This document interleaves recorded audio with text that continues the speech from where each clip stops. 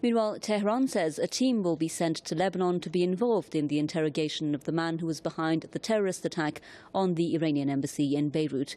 Iran's Foreign Minister Mohammad Javad Zarif appreciated efforts by Lebanese officials in the arrest of Saudi national Majid al-Majid.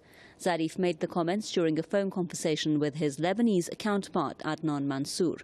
For his part, Mansour expressed hope that security would return to his country with the capture of al-Majid and other terrorists.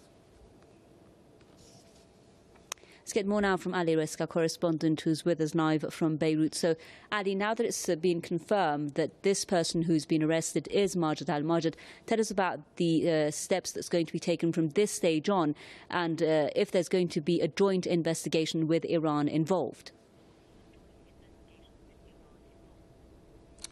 Well, now comes the difficult part, we could say, or now comes the very important issue of what will happen. What's the next step to take, particularly because Saudi Arabia, as you mentioned, has called for him to be sent or extradited to Riyadh, while Tehran has requested being part of the interrogation, given the fact that Abdullah Azzam brigades, which Majid leads, were behind or claim responsibility for the attacks on the Iranian embassy here in Beirut. Now, reports have said that the Saudis reject Iran's participation in this interrogation. So I think now we enter this new stage, which will also witness some action, if we could say, or some battles as to what the next step will be vis-a-vis Majid al-Majid, particularly when you bear in mind that there are some politicians here in Lebanon who are closely affiliated and linked to the Saudi side.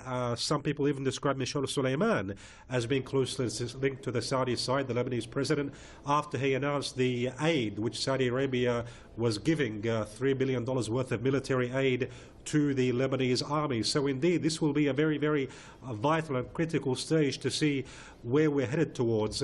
But I think some bad news for Saudi Arabia is the fact that until now the media reports show or highlight that the US is the one which provided the intelligence for the Lebanese army to capture Majid al-Majid. Those are the reports which we're hearing up until now. Now, if these reports are true, and they might it's very likely they are true, because it appears the US is focusing on eradicating or uprooting al-Qaeda, given the fact that it's providing Nouri al-Maliki with military assistance in Iraq. So if indeed the Americans did play a role in providing intelligence to arrest Majid al-Majid, helping the Lebanese army, that means the US priority now is to fight extremists, and that of course is very far away or distant from a Saudi Arabian priority, which is to fight Iran, or to for example, to weaken the Maliki government, to weaken Hezbollah, to weaken Lebanon. And so, the fact that this arrest has taken place and the US might very well have been involved, I think shows you more and more of the divergence in policies, and the fact that Saudi Arabia itself, with its own priorities, is becoming more and more isolated.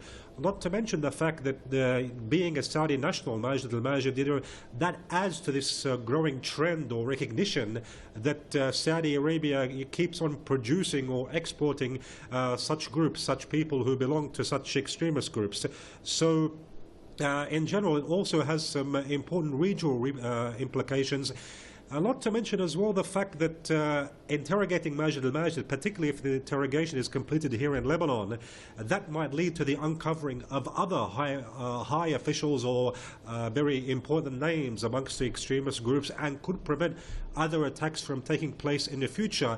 And also, Majid al-Majid might also point out to some, in one way or another, to Saudi Arabian intelligence assisting his group. This is something which Sayyid Hassan Nasrallah had also said. So this issue of interrogation, I think, is very important, and if performed here, could uncover a lot of truths which might come as a shock or as a surprise to many people.